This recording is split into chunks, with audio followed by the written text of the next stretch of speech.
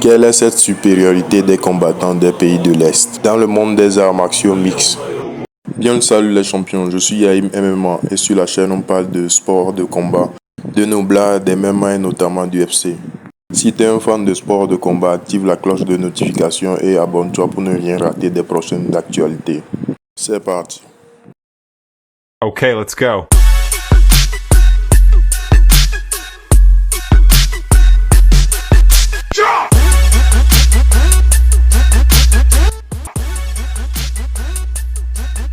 En effet, Magomed Ankalaev a remporté le titre de champion des poids mi-lourds ce 9 mars dernier contre Alex Pereira.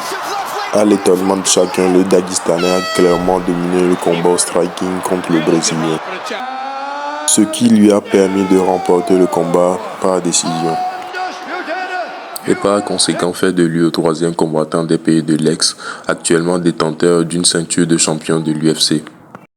À côté de combattants comme Islam Makhachev, actuellement champion des poids légers. Et bien sûr, la supériorité de ce Daguestanais aussi n'est plus à prouver. Comme sa dominance face à des monstres comme Oliveira et même Volkanovski.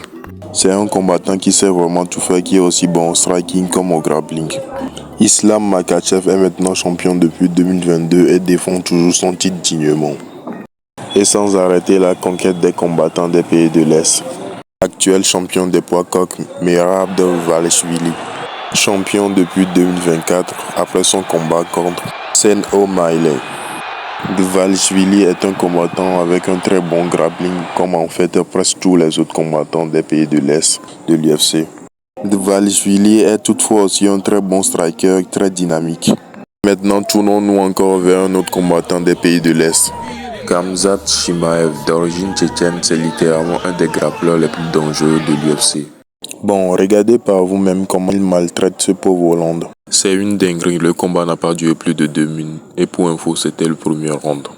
Sur cet effet, je pense pouvoir affirmer sans hésiter que Khamzat Chimaev est le combattant le plus dominant au sol des poids welter ou même de l'UFC totalement. Pour finir, quittons l'UFC pour le Bellator. Ousmane Nurmagomedov, actuel champion des moins de 70 kg du Bellator, et aussi cousin du grand Khabib Nurmagomedov.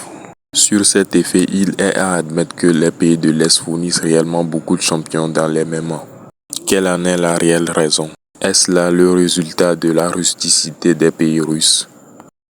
Si tu as aimé la vidéo, active la cloche de notification, like et abonne-toi pour ne rien rater des prochaines actualités.